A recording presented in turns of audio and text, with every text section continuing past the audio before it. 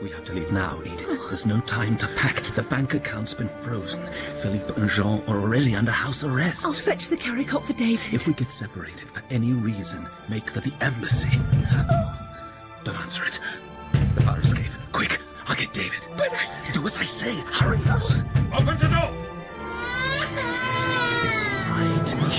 I'm not moving without you. Oh! It's too late. You are Carsten Fengel? Yes. We would like you to come with us, please. What for? Where to? I have papers here for your arrest. On what charge? What are we supposed to have done? Everything will be explained later. Then you must let me contact my embassy. That is not possible. Come. Wait, baby. But David, no! Your wife will join you later. Well, what are you doing? You can't take me. Please do as you're told and no one will be harmed. But why? Edith! No! Get out! Better that you make no trouble. No! Take them. No! No, you don't! I won't let you take my baby! Oh, Carsten! Leave David! Leave him!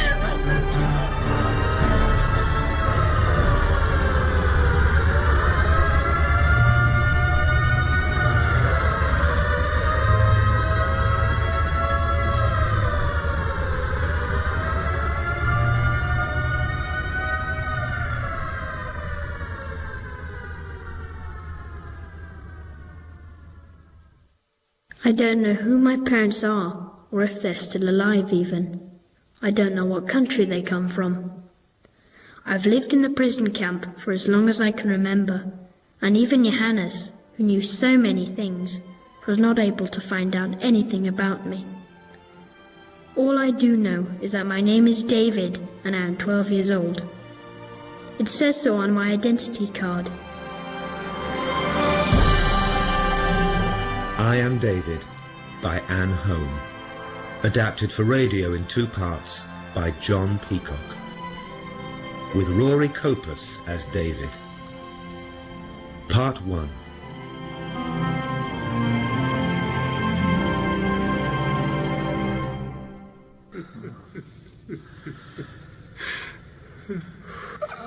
I was lying on my bunk in the darkness of the prison hut, thinking of what the commandant had told me just 2 hours before. You must get away, he had said. You must escape tonight. Stay awake so that you're ready just before the guards change.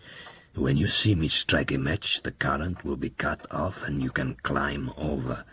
You'll have half a minute for it, no more. What will happen to me if I don't escape? That's none of my business. I'll have done everything I can to help you. Why are you helping me?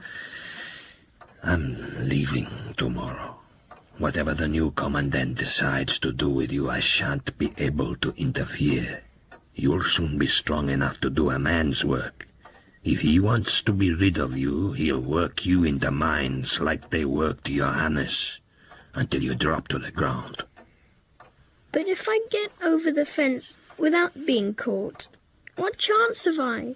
What do I do then? By the big tree in the thicket on the track that leads to the mines, you'll find a bottle of water and a compass. Follow the compass southwards till you reach Salonika, and then, when no one's looking, get on board a ship that's bound for Italy, and hide. When you get to Italy, go north till you come to a country called Denmark. You'll be safe there. I don't know what a compass is. I won't know anybody. Here, you see? A compass. These 4 letters indicate north, south, east, and west. And the needle, which swings freely, always points in the same direction. To the north. Do you understand? Yes. The half-minute the current's off is meant for you. If you try to take anyone with you, neither of you will get away. Now get back to the hut before you're missed. I want a piece of soap.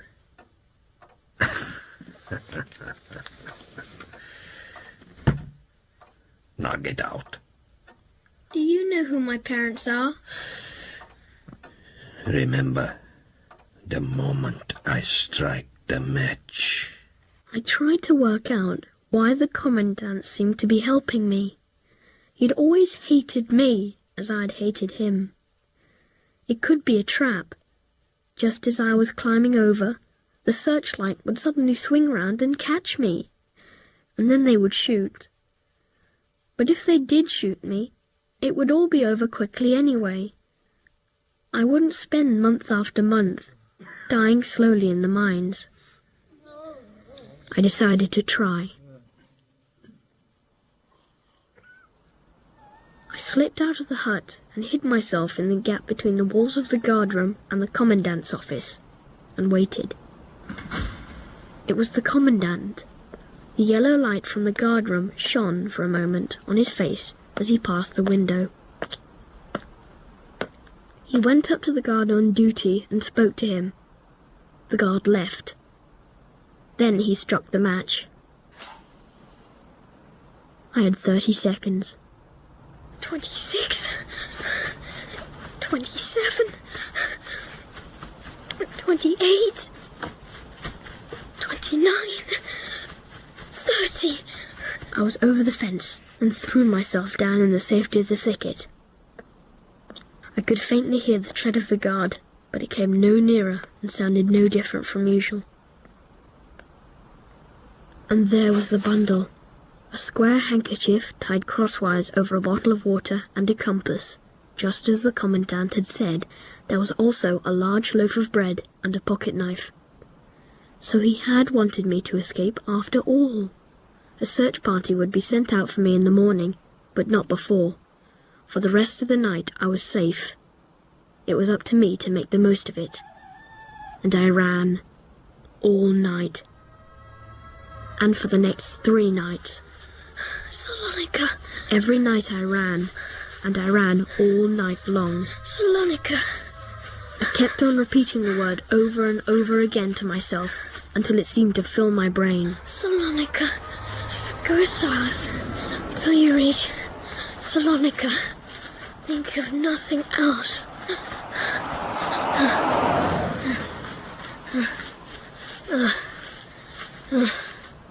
When my feet could carry me no further, I tumbled into a ditch beside the road, Salonika. too tired to crawl out. I didn't care what happened to me. I had to sleep. And sleep I did. Until...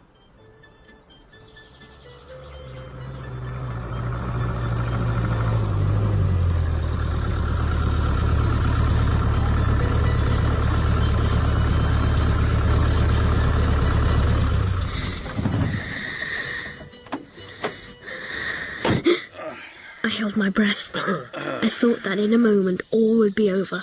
Everything. Why stop now? We'll be in Salonika before midnight. To see the lights of the taverna, boss. A bottle of wine, a plate of souvlaki, an ouzo or two. No 3 or 4. Oh, what difference is half an hour? 30 little minutes. Nikos. While we're standing here, we could already be eating. In 3 hours, you could be in Salonika with Katrina's arms around your neck. Oh, Katrina's hands around my throat, and the baby crying, and the old crow of her mother asking, "Where have you been, Nikos? What have you been doing, Nikos? How many drachma, Nikos? Would you allow me 30 minutes of peace and enjoyment?" Half an hour. I will teach you how to live, boss. I caught the word Salonika. As soon as the 2 men disappeared into the taverna, I ran to the van, crept in the back, and waited. It was some time before I was on my way again. I had seen cars and lorries, but I had never ridden in one. I suddenly knew what it felt like to be in one of the cells they had talked about in the camp, locked up in inky blackness without being able to move. I tried to stop my thoughts, the beatings of the prisoners, the horrors of the camp. And then I thought of Johannes. Johannes, who I could talk to about anything, and who at last had died working the mines for them. I thought I heard his voice. "I'm here. I'm with you, David." And suddenly I felt exactly as I did when he was with me. And after that, I wasn't so frightened.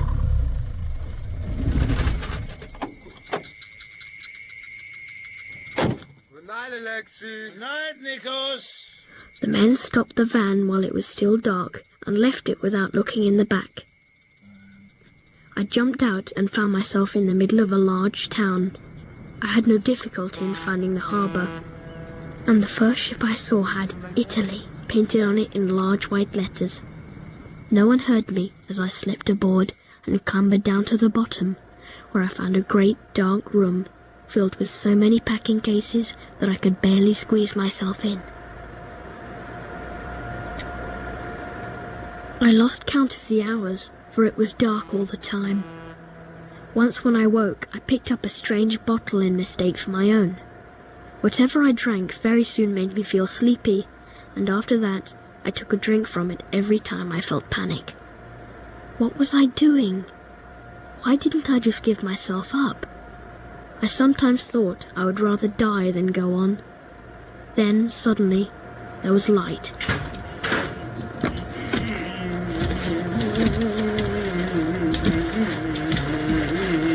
Whoever it was couldn't see me. My heart thumped as he searched the cargo, looking for something. Then, as I crept back, I knocked over the bottle. What the... Come out, show yourself! Mamma mia, what are you doing here? Huh? What are you doing? Nothing, Signor. Look at you, holy mother, what a sight! Where have you sprung from, eh? How old are you? 12. I'll to haul you up to the deck! No, please, Signor, no! No. Hey, it's all right. Shh, it's all right.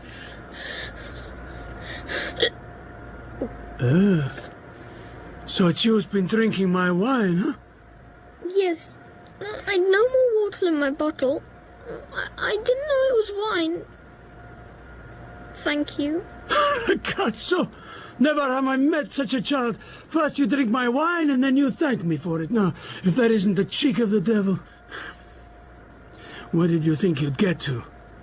Italy? Yeah, well, I suppose I should hand you over to the captain. That is what I should do. Yes, Signor. Crazy boy. Yes, Signor. On the other hand, we shall be in Salerno this evening. Is that in Italy, Signor? Yes. Oh. And why should I make trouble for myself dragging you along to the captain, eh? I don't know, Signor. Where are you from? Are you running away from something or to something? Both, Signor. Well, what if I let you jump overboard just before we dock, and then I shan't have had anything to do with it? I'll not say I saw you, and you'll not say you saw me. Is it a bargain? I can't swim. Holy mother, I wash my hands of the whole thing. I'll give you a lifebelt and you'll have to drift ashore now. Get some sleep. It's really very kind of you not to let the captain arrest me.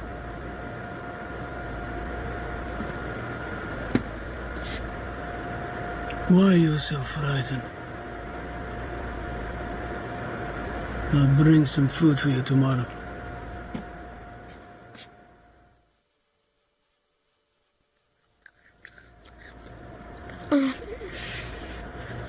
Haven't eaten for a long time, no? No, Signor.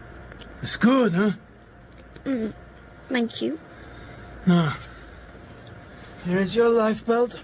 It is? You put it over your head like so. Yes. Now, see, you must put it under your arms and move them like this to make sure that you're drifting in the right direction, or you'll be back in Salonika, not Salerno, you see. Yes, Signor. I'll come for you while the crew make ready to dock and slip you over the side on the end of a rope.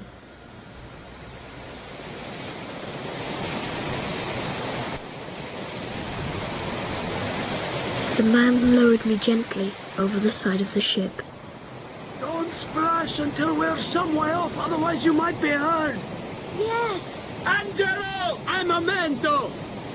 Good luck, ragazzo! Thank you, Signor!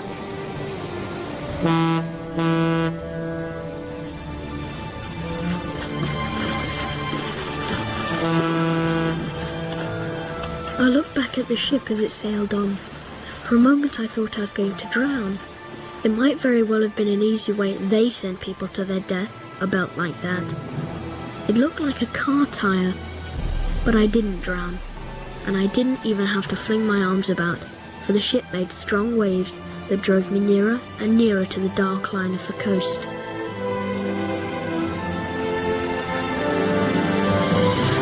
I reached the shore and stumbled onwards in the darkness, uphill all the time, until I could go no farther.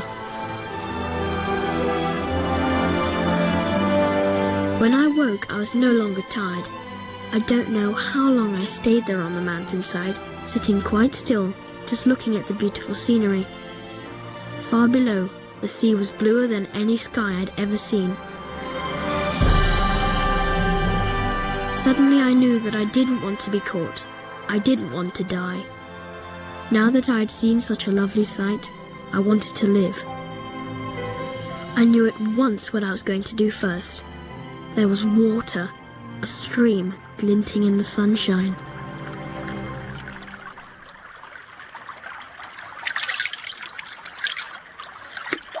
At last the sun glistened on a drop of water as it fell from my hand to my knee.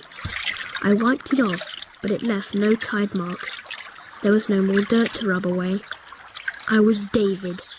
Everything else was washed away. The camp, its smell, its touch. And now I was David, my own master, free. Free as long as I could remain so. But how could I stay free when I didn't know what everybody else knew? I didn't even know what was good to eat and what was poisonous. And what about the people themselves? I'd have to keep right away from them, but at the same time I would have to get to know something about how men lived outside a prison camp. And so I decided that I would go into the town that I could see farther along the coast. It would not be as dangerous as it would be later, when no one could yet know where to look for me. People were laughing. It sounded as if they were all happy.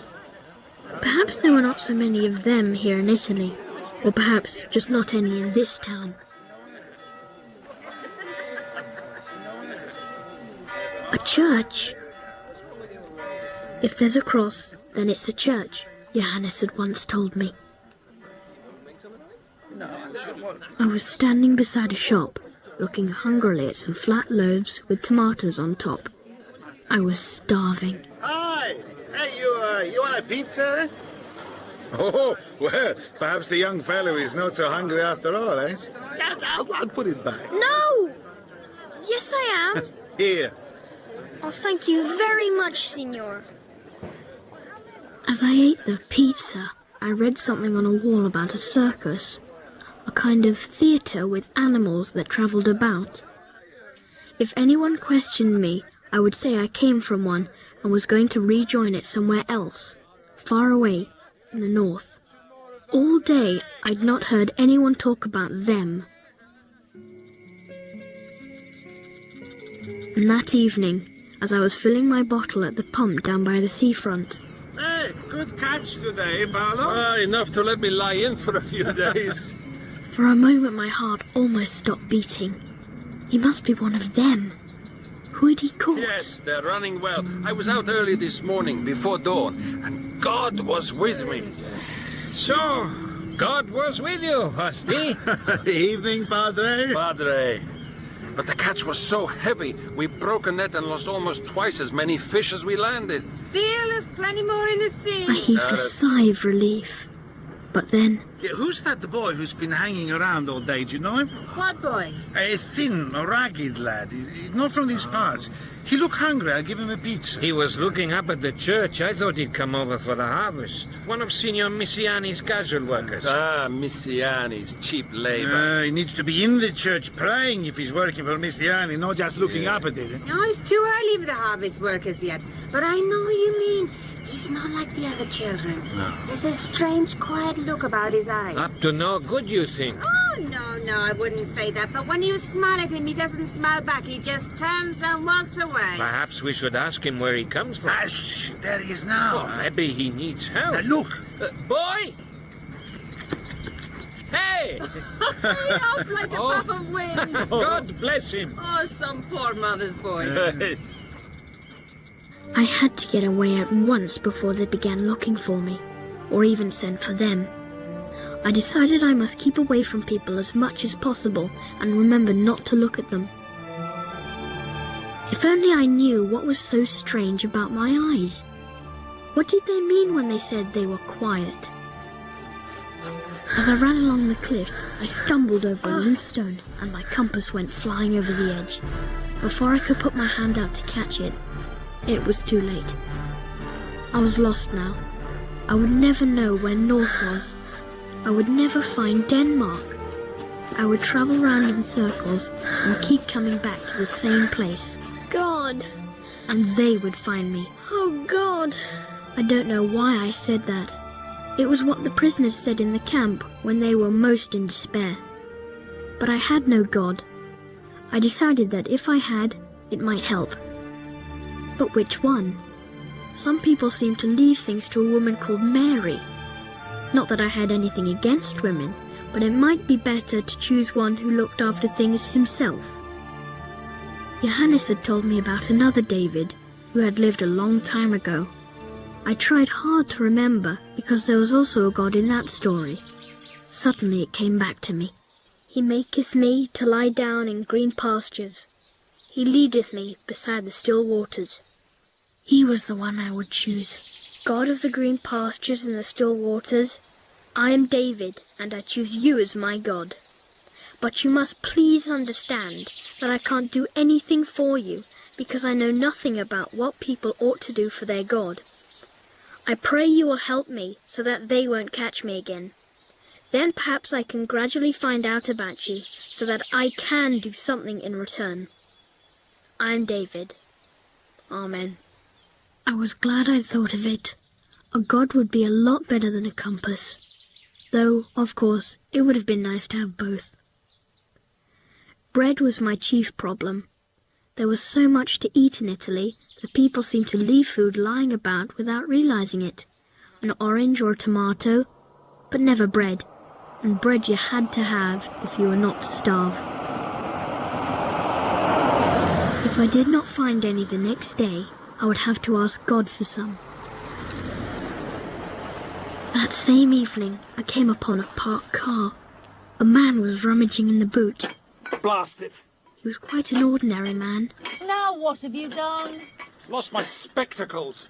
Oh, Donald, really? I stepped forward without thinking what I was doing. I'll help you find them. What?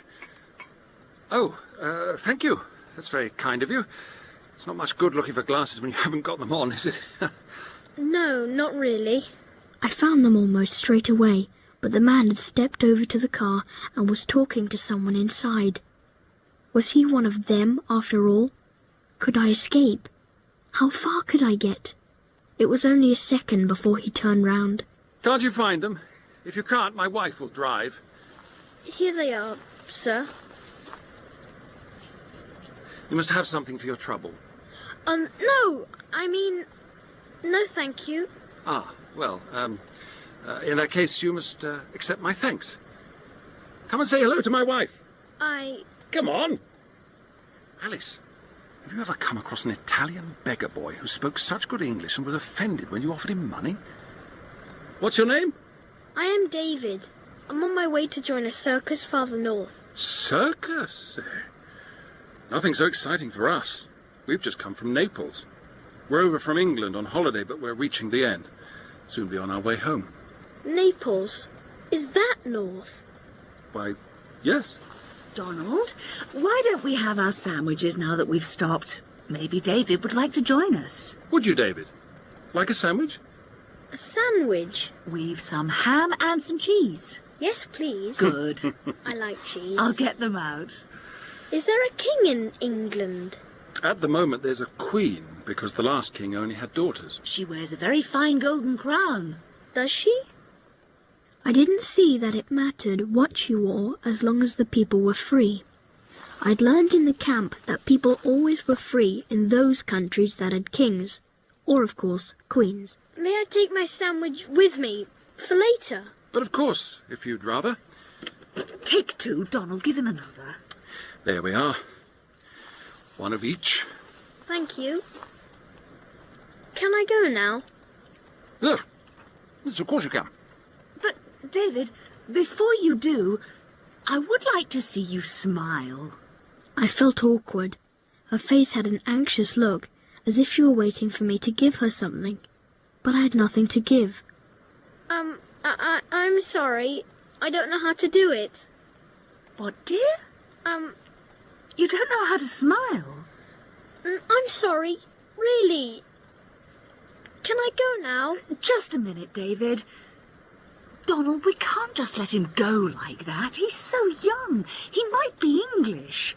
You can see he's not just a tramp. Those eyes. The boy's frightened. And the longer we keep him here, the more frightened he'll become. We can't get mixed up in it, Alison. I'm sure he's not English. You're not English, David, are you? No, sir. But there was a man in the circus who was English. Won't you let me go now? Please, sir. Of course you may go, David. If there was any way in which we could help you, you would tell us, wouldn't you? Yes, but there isn't. Really. Thank you. But, David! David!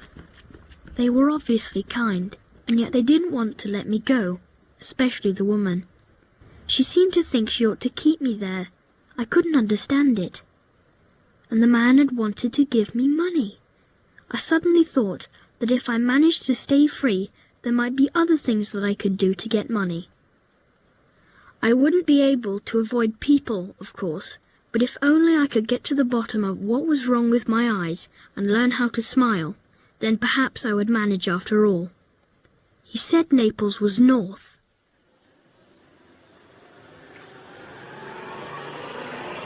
The idea of earning some money was a good one. I fetched coffee for people who sat eating in a restaurant, and I was given some money by French people who were afraid of having their luggage stolen from the car while they went into the church. But I pressed on to Perugia after just 2 days. As I walked, I thought over another plan. I'd seen a man walking down the road, and when a car came along, he'd held up his hand and stopped it. The driver had put his head out and asked if he wanted a lift, and the man said, yes please, he did, and got inside. I'd get to Denmark twice as quick if I did that, but I couldn't make up my mind whether I dared try it. The trouble is you had to say where you were going, and, if it was me, suppose the driver got suspicious. If he did, I'd be caught. I couldn't get out of a moving car. It was the same reason why I would never, ever go into a house. Once inside, if they found you, you'd be trapped. The thought frightened me, but I didn't give up the idea.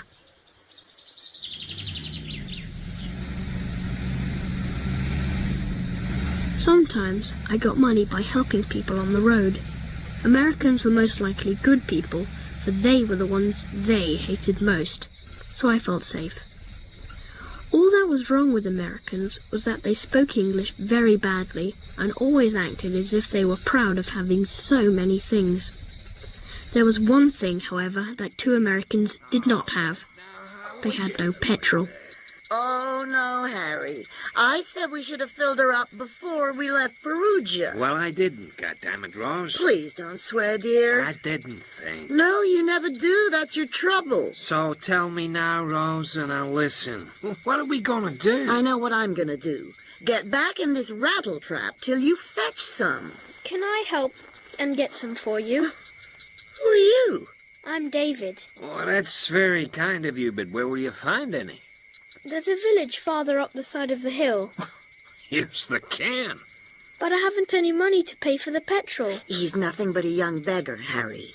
You can bet your bottom dollar if we give him money, we shall never see him again. He can get a garage to send help. I wondered if they thought I was stupid. They certainly seemed to think I could understand them only when they spoke very slowly. Perhaps it would be better and easier for you if you could get a mechanic to drive down with the petrol. The can's a bit heavy for you to carry. The people here don't like doing very much on Sundays, but I'll see if I can get the petrol by promising to pay for it later. Unless, of course, your wife thinks I want to keep your can. Oh, nonsense, boy. Then you'd have to go twice. My wife was only thinking you might drop the money in the dark. Will you look after my bundle while I go? Then I can carry the can better. Both the man and the woman went red in the face, and I set off without waiting for an answer, leaving my bundle with them. When the garage owner heard that it was an American car that had run out of petrol, they insisted upon sending one of the garage hands down with enough to fill the tank. The man gave me a lift on his Vespa. I handed the American his unused note and, taking my bundle, turned to go. Wait a bit, boy. You must have something for your trouble. No, thank you. I don't need any money today.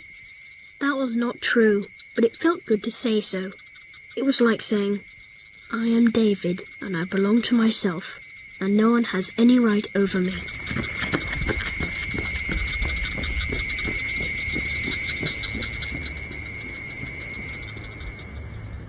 Later, at the bottom of my bundle, I found a cigarette packet, and inside it there were 2,000 lira.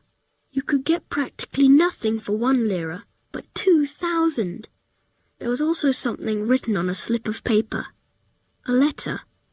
I'd never had a letter, and I found it very difficult to read handwriting, and I'd never tried reading English. We are very sorry we thought you might steal. Not all boys are honest, you know, but we are sorry we suspected you. Rose and I would be glad if you would make use of this money to show you had no hard feelings towards us. And then came a name that I could not read. The result was that in the next village I bought a loaf of bread, a cake of soap, a comb, a mirror, a pair of scissors, a pencil, and a small pad of notepaper, because for a long time I'd wished I could write better, and I still had enough money to buy bread for days. I cut my hair. The tufts at the back of my neck were a bit difficult, but all in all, I didn't do too bad a job. I took a good look at my eyes in the mirror, but couldn't understand in what way they were strange. I also practiced smiling, but I couldn't get it right, and in the end I gave up. I wanted to try out my plan of getting a ride, but every time a lorry approached, I wasn't brave enough. I could feel my heart beat faster and my throat grow tight, so there was nothing else for it. God of the green pastures and the still waters, I am David.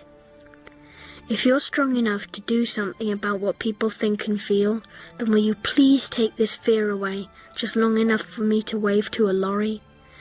And if it isn't greedy to ask for 2 things at once, will you please let it be a good man that comes in the next one? I haven't yet found anything I can do for you. I am David. Amen. Where are you going, boy? Perugia! My plan had gone off very well. Perhaps I'd stop another, but I'd have to do it on my own. I couldn't keep asking God for things. He'd soon grow tired of me if I never did anything for myself. I didn't know that the very next day something would happen that I could not tackle alone, and I still would not ask for help. I left the road outside Perugia and walked through a forest. I still couldn't make up my mind whether they were really after me or not. If they were, it wasn't because I knew anything, but I could have been a useful hostage. Suppose, say, my father had been their enemy, then they might have had a hold over him with me in their power. Not that I really believed it, but there must be some reason that would make them want to find me, and that was as near as I could get. Suddenly I could hear music. It was coming from a big house close by among the trees. There I was again, walking along without thinking where I was going. Hey, you! You know you're trespassing, tramping on private property in broad daylight. I'll show you. You need a damn good hiding. So you won't hit back, eh? Scared to fight? Use your fists, you little rat. No. Maybe you like being beaten up. No, I don't. Well, why didn't you get up and fight then? Because if I hit you back, I'd be no better than you. You're stupid. You can hit me as much as you like, but you'll have to catch me first. Idiot! You're just yellow! I was sick, and every time I thought about him, I felt like being sick again. He was just like the guards in the camp, the only difference being that the guards did not leave off till their victims passed out. I ran and ran till I found myself beside a small lake. I took my clothes off and put them in the water. I scrubbed myself all over. I must not leave a spot unwashed where the boy had touched me, and then set my clothes out to dry. I lay down beside them and made an effort to calm myself and forget the boy. It was then that I heard the sound of children playing. I'm Davy Crockett, king of the wild frontier. I want to be Davy. Well, you can't. Why not? Because you're a girl. Anyway, I'm Davy. From where I was, I could see them, but they could not see me. People were always talking about children playing, but playing seemed to mean so many different things that I'd given up trying to find out what it was. Why not me? I've got the hat, haven't I? Whoever's got the hat has to be Davy. First, you and I will be Indians, and we'll capture Maria and tie her up in the shed. I don't want to be tied up in the shed. It's not really a shed. It's your ranch house. Then later, I'll come and rescue you. Who am I? You can be my brother. But I am your brother. That's not playing. Davy Crockett's brother, idiot. I didn't know he had a brother. That's because he didn't do anything special. All right, I know. You can be the Indian chief.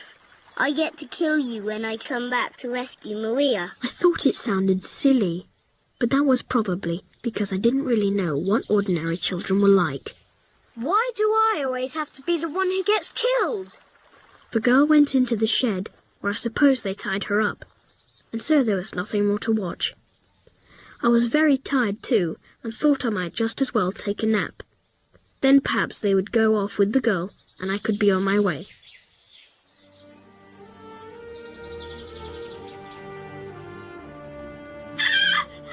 The shed! Andrea! I was wakened by shouting and crying. The shed! It's on fire! What did you think you were up to? It's on fire! What can we do? I'll get Carlo and Father. She'll burn to death! Carlo! Father! Help! I grabbed my clothes and dipped them into the lake. A man in the camp had once escaped from a burning building by wrapping wet clothes round his head to keep the smoke out, and he had not got burnt about the face. God of the green pastures and running waters, please don't help me. I want to do this by myself for you. I am David. Amen. I plunged into the burning shed. I wound my wet shirt loosely around the girl's face, then cut through the rope. The little girl had fainted, and I had to carry her. Blazing bits of roof fell like rain as I fought my way out. And then it was all over. I got back through the door as it collapsed in flames around us. I laid her down on the ground. I put my ear to her chest, as the men in the camp had always done, to see if a person was still alive. I could hear her heart beating. It's all right! Over here! Who are you? I'm David.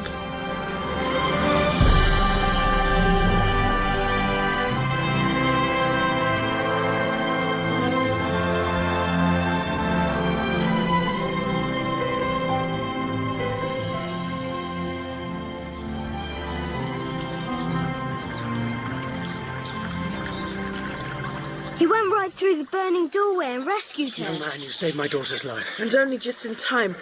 We should have been too late. Let me take her. I'll help. I'm Giovanni Del Varchi. You needn't be frightened. I'm not frightened. David. Careful, Maria. David's hand must hurt him. I think you're very brave, and I'm really sorry I hit you. Truly. Let's get them both home quickly. I must be on my way, Signor. After what you've done? Please, if you'll just give me my clothes. What do you think my wife would say if I let you go? She'll want to thank you and put something on those burns. But, Signor, I just want... Boys, bring David's clothes and get the travelling rug from the car.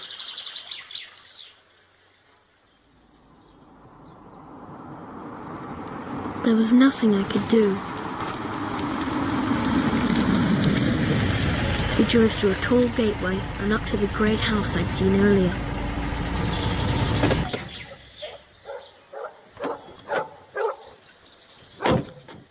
They were grateful to me for saving Maria, and I knew that as long as they didn't discover where I came from, I'd be safe.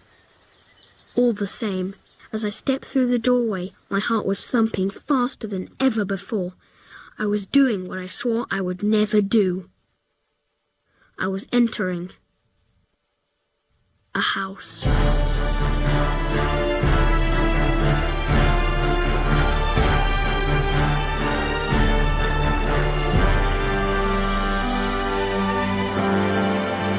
That was part 1 of I Am David by Anne Holm. Dramatised for radio in 2 parts by John Peacock. The part of David was played by Rory Copus. Carston, Andrew Wincott. Commandant and Harry, Sean Baker. Edith and Alice, Jane Whittenshaw. Angelo and Giovanni, Anthony Carth. Donald, Simon Treves. Teresa, Hazel Ellaby.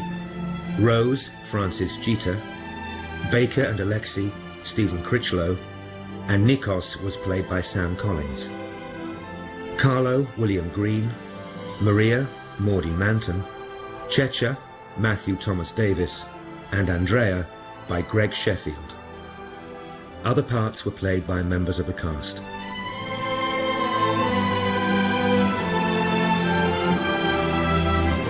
I Am David was directed by Celia de Wolf and was a Fiction Factory production for BBC Radio 4.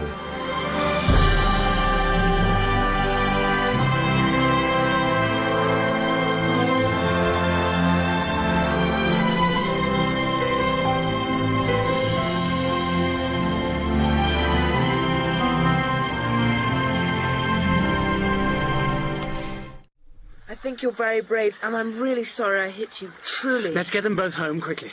I must be on my way, Signor. After what you've done? Please, if you'll just give me my clothes. What do you think my wife would say if I let you go? She'll want to thank you and put something on those burns.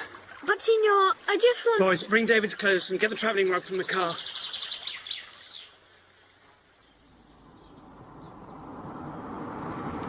There was nothing I could do. We drove through a tall gateway and up to the great house I'd seen earlier.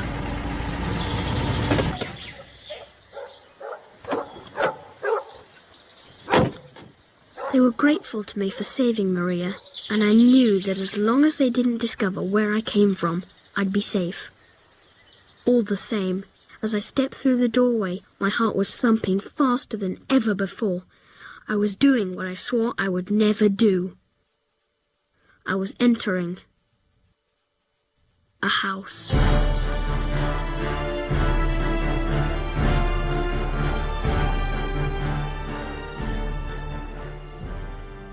The house was full of lovely things, and there were women in black dresses and white aprons.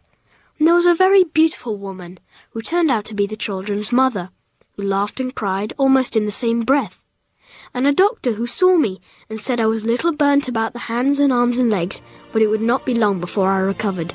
You must just get some sleep, and you'll feel better when you wake up. I Am David by Anne Holm. Dramatised for radio by John Peacock. With Rory Copus as David. Part 2.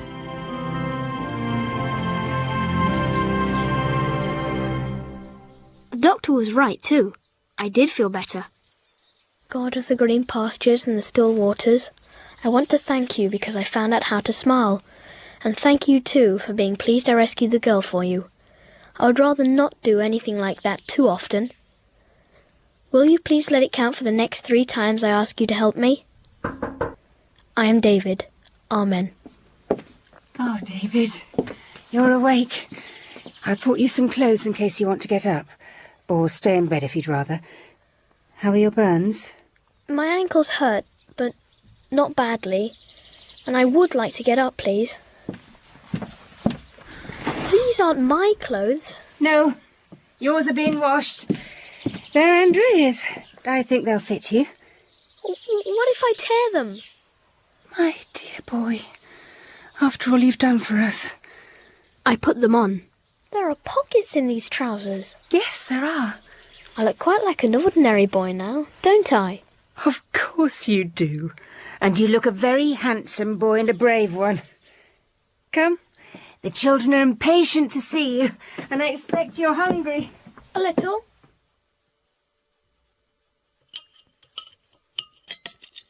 You must stay with us for a while, David, at least until you're fully recovered. Of course, you're welcome to stay even longer. Unless, that is, you're expected back with the circus immediately. Can I go now, this very minute? If I want to. But if that's what you'd rather do. If I can go whenever I want to, then I'd like to stay for a bit. Yes, thank you. I don't have to join the circus just yet. We shall be very grateful to you as long as we live, David. It's something we shall never forget. So, is there anything particular you'd like to do? I think most of all, I'd like a book to read. I'd like to hear some music too, but most of all, to read a book. What kind of book? It doesn't matter really, but it has to have been published before 1917. Why? It doesn't matter.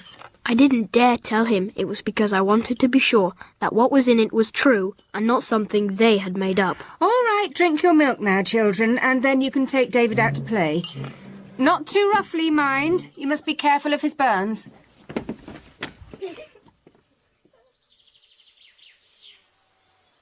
I'd particularly wanted to learn how to play, but they only ever wanted to be other people. 2 of us will be soldiers and take the others prisoner. All right, and I'll be captain over the soldiers. That's if you don't want to be David. I won't play anything evil and horrible. Neither will I. You're so funny. Why is he funny? What's evil and horrible about that? I won't have anything to do with pretending to take people prisoner. No one has any right to do that. What if he's a murderer then? Shouldn't he be put in prison either? Or a thief? Or something like that? I don't know. Yes, a murderer. He should go to prison to stop him murdering more people. But no one should lay hands on him or starve him. Oh, do let's get on with it. Let David decide what he wants to be then. When are we going to play? I'll be David, who's come to watch you. It was only with Maria that I felt relaxed. She could always guess when anyone said something to make me uneasy. And then she was so pretty to look at, and everything about her was so gentle that I felt I had to take care of her. Weeks passed. It was growing colder. Time for the vine harvest. Time for me to be on my way. I began to wish I'd invented a different story about myself. For my tale of the circus let everyone think I'd travelled everywhere, so I couldn't very well ask where Denmark was, and it was difficult to find out from books. Then I saw the globe. It was inside a cupboard in Andrea's room. I didn't know what it was at first. Why is that ball fastened like that?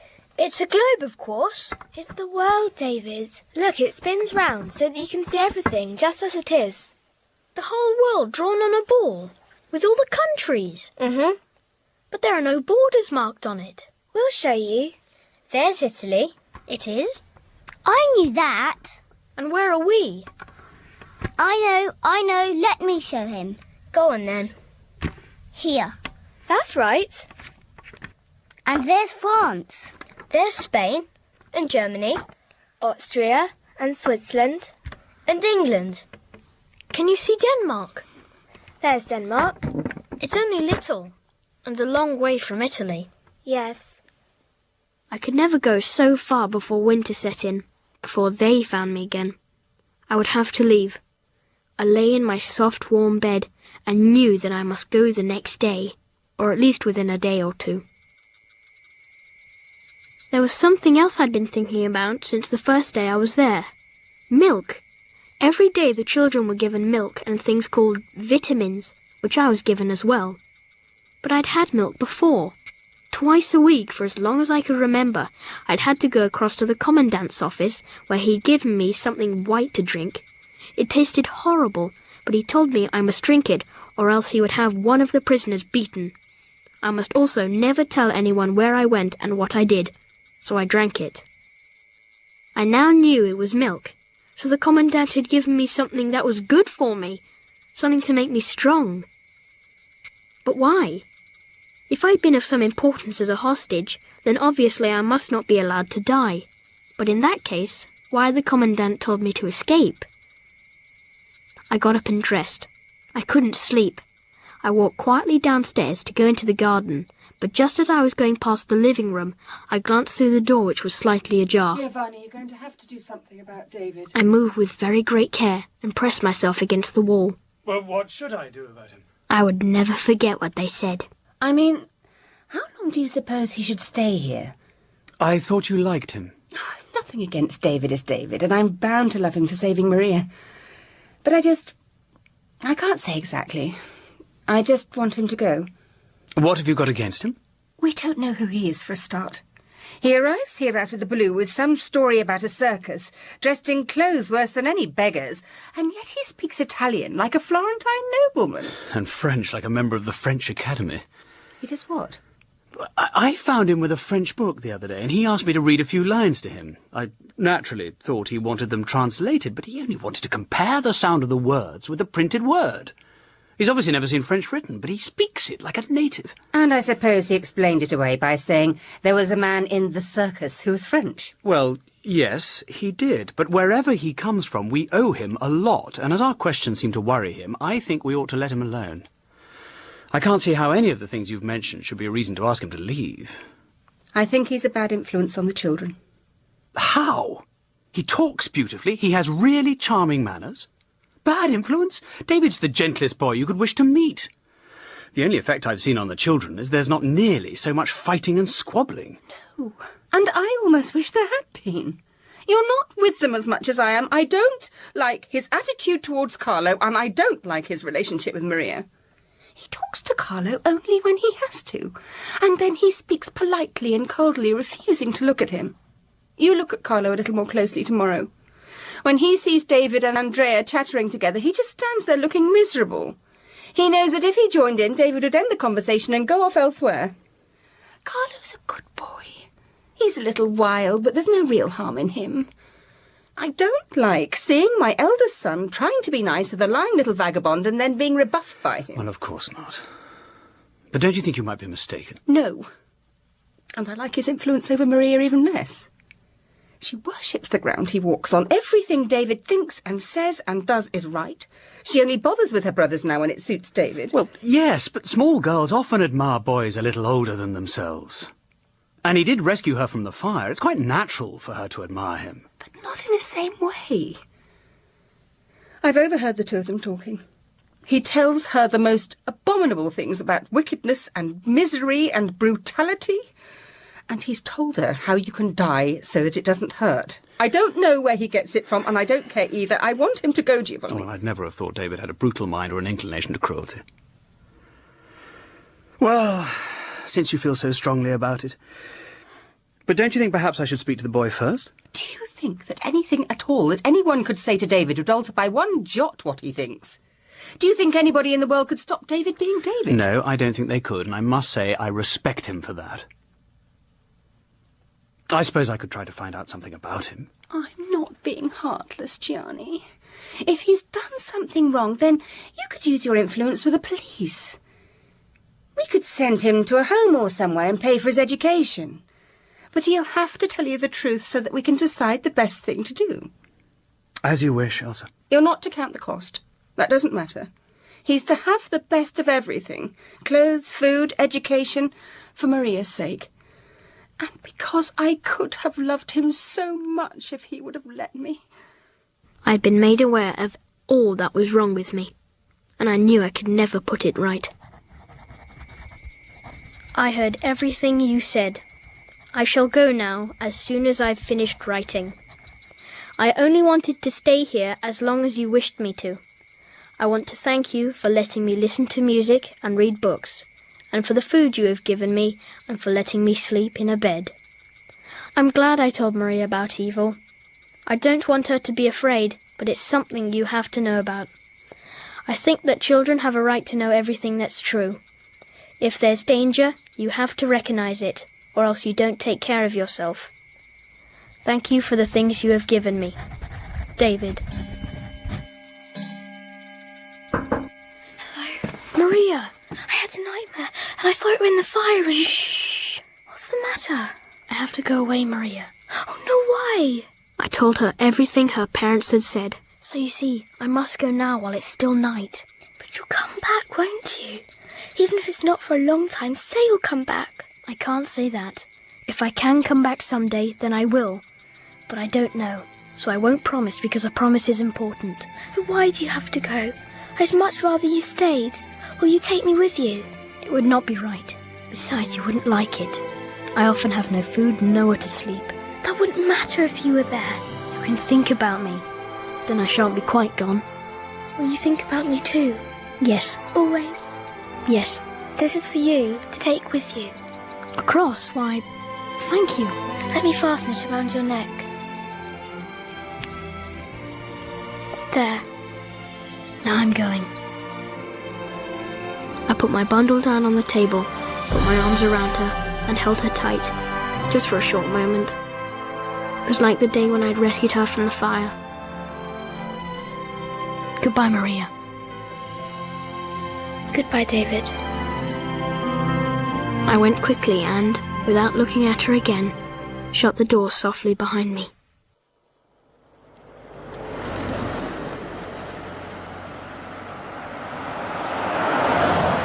For the first few days, I dared not risk travelling by car.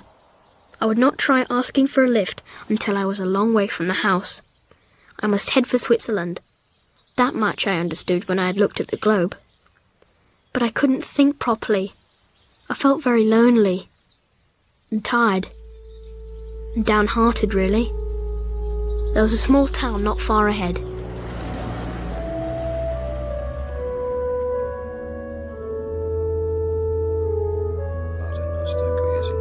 Sanctificetur nomen tuum, adveniat regnum tuum, fiat voluntas tua.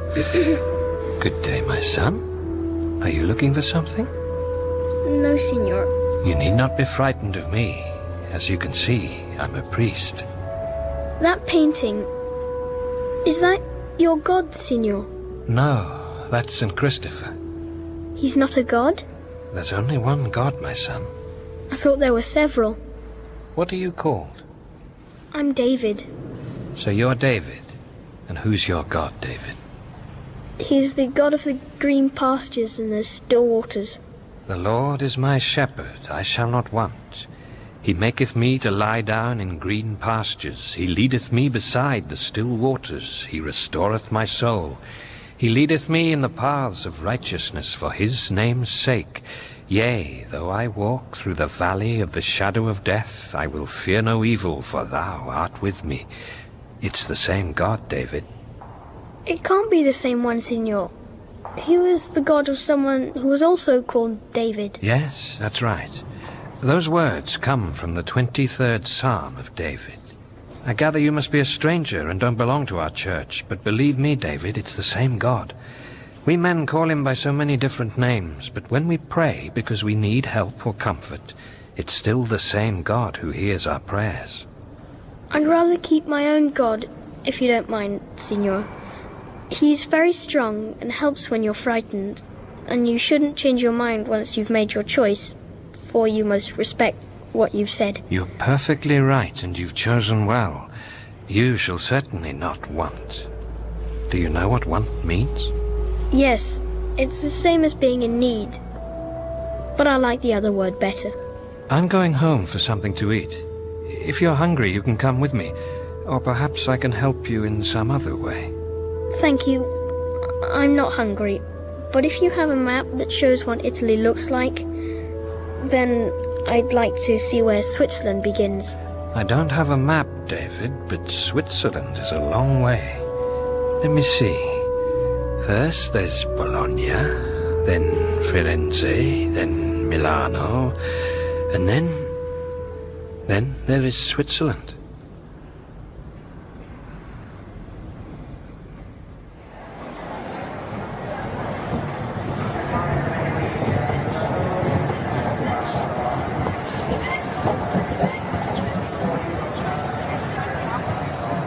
It was on Milan station that I saw the paper.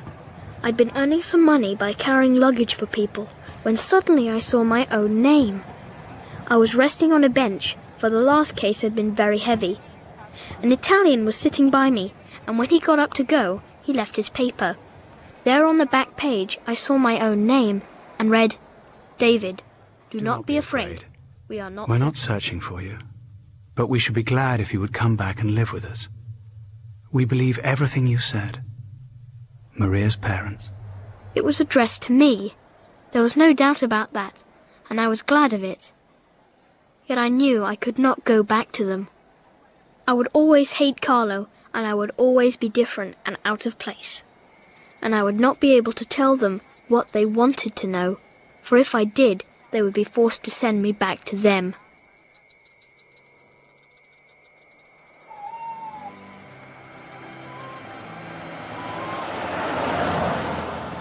God, God of the green pastures and the still waters, I'm not praying for help, because I'm David, and that's something that can't be altered. But I want you to know that I found out that green pastures and still waters are not enough to live by, and nor is freedom. Not when you know there's love and you haven't anyone you belong to. I'm saying this to tell you that you needn't help me to escape from them anymore. It doesn't matter. Thank you for the times you helped me when I still thought life might be a little worth living. I am David. Amen.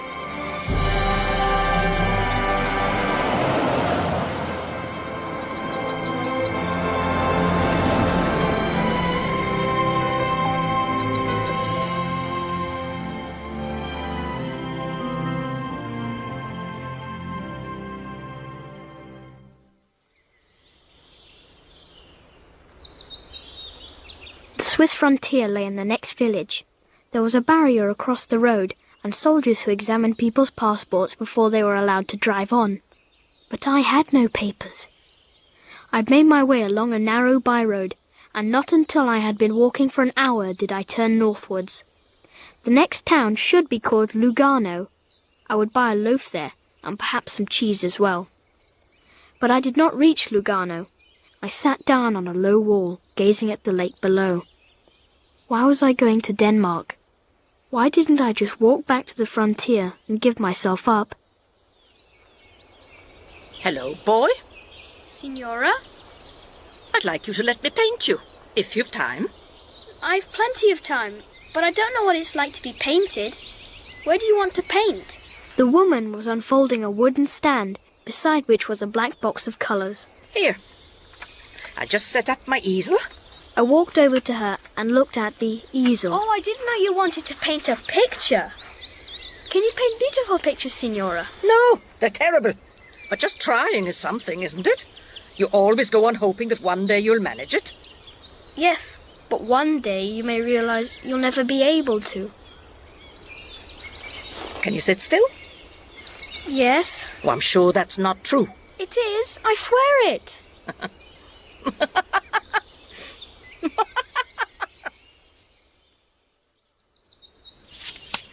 I must beg your forgiveness, young man. You obviously can sit still. Mm-hmm. It's all right. You may move your head and talk now if you want to, as long as you keep the rest of your body still. Thank you, Signora, but I have nothing to talk about. I see. Several hours passed by. The sun sank lower and lower, and the shadows grew longer. Suddenly, she said, "You're a fool, boy. Why didn't you say it was late? You must be worn out with all this sitting still." "No, I don't mind." "Well, if you're hungry, you'd better help me pack up. Then we can go home, and I can get you something to eat for your trouble." She lived in a small but beautiful house, right on the edge of the lake. And you can make yourself useful by laying the table while I prepare the food.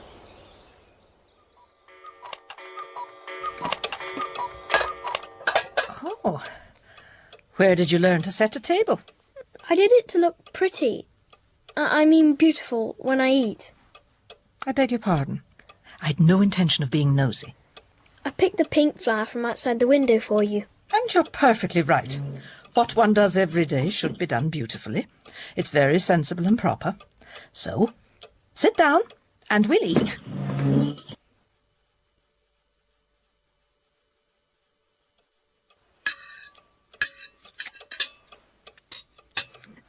Is there a king in Denmark? Yes, there is. I must see if I can find a picture of him. How did you know I was Danish? Oh, of course, you probably lived down in the village. No, I didn't know you were. I only wanted to know whether there was a king. Well, I am Danish anyway. My name's Sophie Bang. Silly name. I'm called David. David? One rarely hears that name outside Britain. Do you think it's a British name? No, it comes from the Bible. Most names do originally. It's found in many places, but I've only known one person of that name myself, and him I never even saw. You didn't see him? But there's no reason why I should tell you about that. It was a very sad story. A story of great wickedness. So we spoke of other things. She showed me a magazine with a big picture on the front cover, a photograph of the King and Queen of Denmark. I examined it closely. Well, do you think it's a good photograph? I don't know what a king and queen ought to look like, but they don't look like people who would break their promises or take people's lives or freedom away from them, so they must be all right. Thank you for showing them to me. I lay in a bed again that night. Signora Bang told me that I could stay overnight if I had nothing else to do, and then spend the next day with her. I told her my tale of the circus. I didn't like telling it, but what else was I to say? And I had to say something when she asked me if I was expected anywhere. I found it difficult to go to sleep. I was not quite so miserable any longer. After all, I'd always known it didn't matter whether I died or not. It was only after my escape that I'd come to think I really did want to live. But I couldn't get back to my old habits. I could no longer think of nothing as I had trained myself to do in the concentration camp. When I woke the next morning, I could hear the Signora talking to someone. Oh, how lovely to see you, Pierre. And I decided to stay in my room until she was alone again. It's good to see you. I opened the door a little to hear them more clearly. I thought you might like a ride across the lake. No, I'm sorry, but not today. I'd like to, but I have a visitor. A boy I'm painting. One of the youngsters from the village? No, he belongs to a circus. A circus? Someone has broken his spirit. A boy's spirit is not so easily broken, you know, Sophie. It's not been done easily, but whoever it was succeeded in the end. Then I think you ought to do something about it. If it's as you say, and the poor boy is wandering about by himself, it's our duty to inquire into his circumstances and help him. What can one do to help a broken heart? And as for his circumstances, I've no right to interfere. He could be given money so that he could go by train to join his circus and wouldn't have to walk. But neither you nor I have any money to spare. And I gather he thumbs lifts most of the way. Well, I must be going. Yes, he'll be down soon. I'll finish his painting and give him lunch before he sets off again. Thank you, Pierre. When the man had gone, I went downstairs. After breakfast, I sat for the Signora again, and while we were resting after lunch, she said I could look through her books. I didn't settle down to read anything, for I found a large photograph album on the bookcase. Did you take all of these photographs, Signora? Most of them. Not the ones I'm in, of course.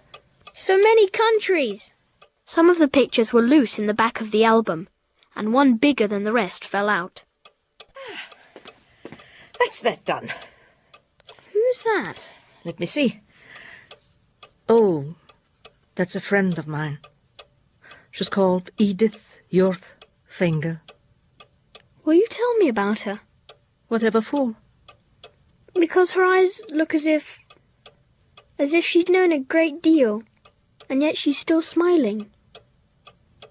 You're a shrewd boy, David. Her story's mostly a sad one. She lived abroad with her husband in a country where the political situation made it necessary to be very careful, and her husband wasn't. It's a very grown-up story, David, which I hope you're still not old enough to understand. One night the police arrested them, all three of them, her husband, herself, and their little boy, who was then only a year old. He was the one who was called David, just like you, and who I never saw.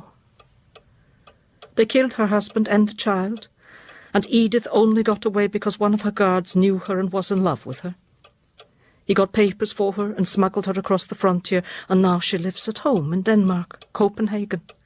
And he says, well, as well as you can be when you've once been through great unhappiness. All suffering has an end, David, if only you wait long enough. Try to remember that. Sorrow has its life, just like people. Sorrow is born and lives and dies. And when it's dead and gone, someone's left behind to remember it. Exactly like people. I asked her the name of the guard. It was the same as the commandant. My commandant. What's the matter, David? I behaved as if nothing had happened. Nothing, Signora. But I understood almost everything. The man had saved the woman's life, and he saved my life because I was her child. He had sent me to Denmark to find my mother.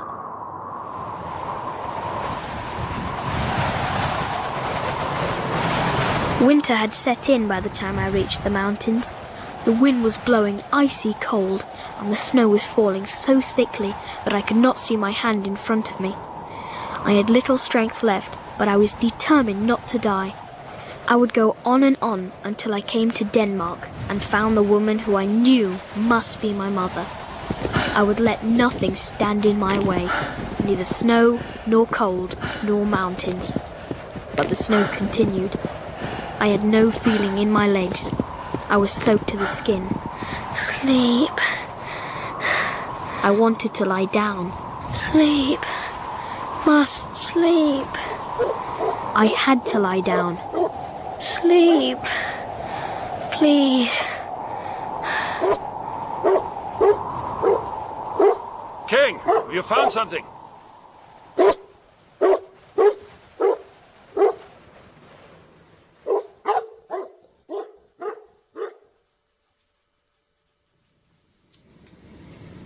What kind of no-good thief would be staggering about in this sort of weather? Leave him alone. Tell me about yourself. Or do you want me to beat it out of you?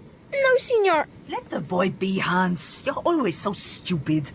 He can work, I'll not meddle with that, and the stable's good enough for him. He won't make a fuss. But if you lay hands on him, like as not, he'll murder us in our beds.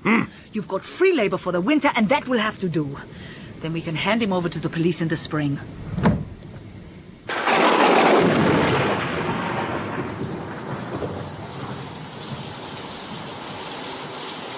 That winter was the longest I'd ever known, but I knew that I would have died of hunger and cold tramping the roads. At least I had shelter. I was not given much food, only dry bread and cold scraps, yet I had more to eat than in the camp, and it tasted no worse. Sometimes, in fact, a little better. They thought they were making me suffer by leaving me to sleep alone in the dark stable, but night was my pleasantest time. In the camp I'd never been alone, and I liked to be left by myself to think in peace. Then the dog came. One evening as I lay awake, he came into the stable to lie down beside me. I touched his head and stroked his thick fur coat, just once. He lifted his head and turned towards me, and I felt his warm, wet tongue carefully licking my hand. And so I and the dog became friends. One morning the sun shone through the tiny little window high up under the roof that had always been covered thick with frost. The ice was starting to melt.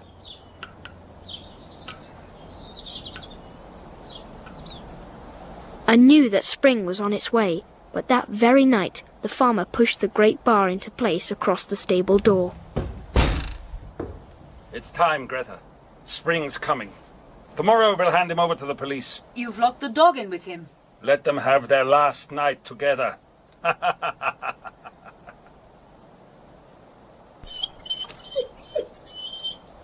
God of the green pastures and still waters, why did you let him do this? All through winter I haven't complained or asked you to make things better, though I've 2 lots of help left over from saving Maria. I suppose you're tired of me. Anyway, I think you're cruel letting him bar the door, and I'm sorry I didn't choose a better God. I am David. Amen. I realized I was wrong afterwards. God just wanted to teach me a lesson. I've been cruel myself when you think about it. Carlo had waited patiently without complaining. He'd said he was sorry for hitting me lots of times, and I wouldn't forgive him. Perhaps Carlo wasn't really evil, but just didn't understand. He'd done his best to be friends with me, and been very upset when I'd refused. All the same, the stable door was barred, and I would have to get away. But the door was impossible, and the window too small. But I managed to make a hole in the rotten wood of the stable wall, and dig a way up through the snow. Then I was out in the open. No, King, you've got to stay here. No! Get off! Get back! King! But he would not leave me. I was David. I was free and strong. The long winter had passed. I was going down to meet the spring and to find my mother. King trotted along by my side, sometimes running on ahead, but always returning to keep me company.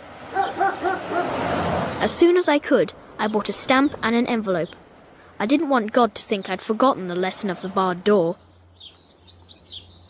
To Carlo, I want you to know I'm no longer so sure you're bad. Perhaps you just don't understand about things. So I don't hate you, because I only hate those who are evil. Will you thank your parents for writing the letter in the paper? And will you say I've written to you? Tell Maria first, and tell her I've seen a tree full of blossom that's made me think of her. David.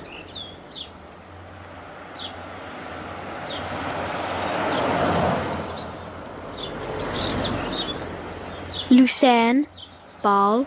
I knew I had to keep to the north, but apart from that, I had only a rough idea of the route I must follow. I left Basle along the road that was signposted to Germany. Another frontier post. There were police about, but they were busily occupied examining a man's papers, a tall man driving a big car. So I turned off the narrow road, and I ran up the hillside and back to the road on the other side of the barrier into Germany. But I had not been walking above a minute or two when the car I had just seen pulled up in front of me. Well, my little vagabond, you slipped across that frontier pretty smartly, eh? Yes. Where are you going? Brunswick? I can give you a lift to Frankfurt, if your dog can behave himself. Thank you. I think he can, but I'm not sure. Well, you're honest at any rate.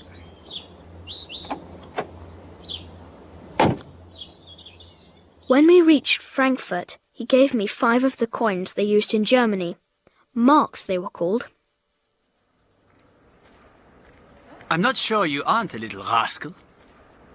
But you've a clear look in your eye and your dog loves you, so you must be a good boy, whatever you are. You haven't run away from your parents, have you, David? No, sir.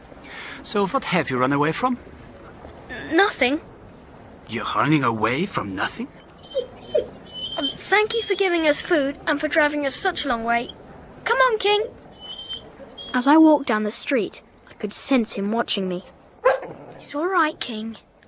When I reached the corner, I turned to look at him. He raised his hand and waved to me, and I waved back. I knew they must still have been looking for me, of course. The Commandant's influence was limited, and he wouldn't have been able to stop them, but nobody knew where I was.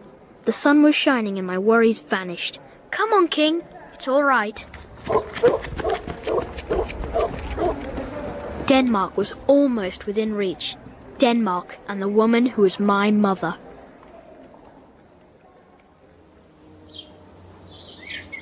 We must have been going for half an hour before I suddenly sensed danger. It was dusk, and I'd been busy looking for a good place to sleep. Something was wrong. That building farther down the hillside, and the man standing outside it, and the car. Whoever he was, he'd told them. It's no good, King. They've won. I lay as still as death behind a bush. There was no doubt about it. They'd found me. Shh, good boy. Shh. They were much too close, and I would never be able to get away. They would hear me as soon as I moved. My freedom would end where it began, at the point of a rifle, for I would not stop when they shouted to me, No, I would run even faster, and then the shot would be fired, which had waited for me ever since that night when I had walked calmly towards the thicket to pick up my bundle. I pressed my face into King's long coat. Shh. God of the green pastures and still waters, I've one promise of help left, but it's too late. There's nothing you can do now. I shall run. Perhaps you'll see they'll aim straight, so it doesn't hurt before I die. No, I forgot. I've only one promise of help left, and it's more important. Please help King get away and find some good people to live with. Thank you for having been my God. I'm sorry for what I've said before. I'm glad I chose you. And now I must run, for if I leave it any longer, I shan't have the courage to die. I am David. Amen. No, we can't go back. It's too late. You must keep still, and when they've hit me, perhaps you can get away by yourself. Good boy. King licked my cheek eagerly, impatiently nudging me again, and moving restlessly, as if he wanted me to get up. He nudged me once more, and then jumped up before I could stop him. In one swift second, I understood what he wanted. He was going to take my place. Barking, he sprang towards the men in the dark. Run! Run! I knew it was what he wanted me to do. Run! Run! I think it may be him. No, you! Boy! Come back! Boy! Come back here! Run! Mustn't stop. Mustn't look back. Must run. Run. No. Oh no.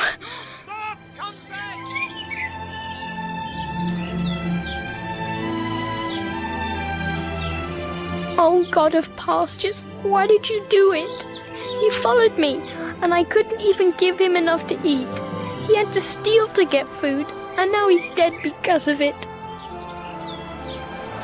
But then I realized that it was not because King followed me that he was dead.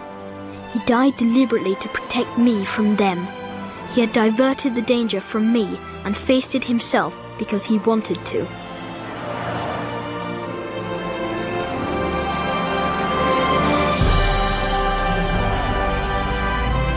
Denmark.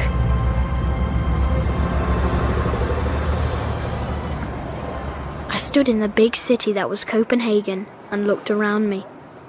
I had watched one of the drivers make a telephone call. I went into one of the little glassed-in boxes and found the books where you could find the numbers you wanted to ring up and people's addresses.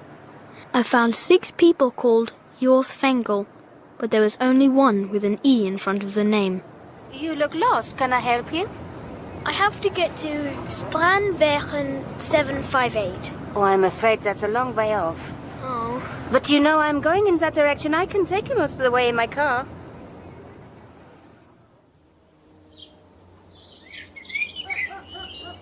I stood for a long time looking at number 758. There were trees everywhere, with white and yellow and lilac-coloured blossom. A few yards would take me to the door, and yet I thought I would never get there. My legs could carry me no farther. If my happiest dreams came true, I could go on living. If not, this was the end.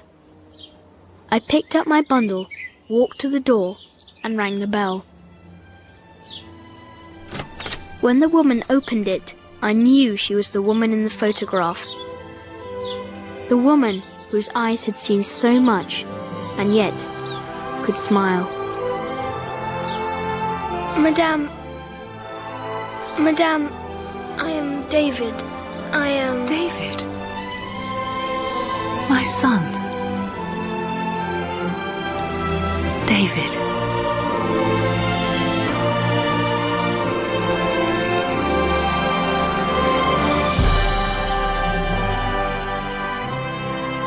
That was part 2 of I Am David by Anne Holm, dramatised for radio by John Peacock. The part of David was played by Rory Copus, and Giovanni by Anthony Calf. Elsa, Hazel Ellaby. Hans, Simon Treves. Priest, Sean Baker. Greta, Jane Whittenshaw. Doctor, Andrew Wincott. Maria, Maudie Manton. Checha, Matthew Thomas Davis, Carlo, William Green, Andrea, Greg Sheffield. The part of Signora Bang was played by Sarah Bedell. Other parts were played by members of the cast. I Am David was directed by Celia de Wolf and was a Fiction Factory production for BBC Radio 4.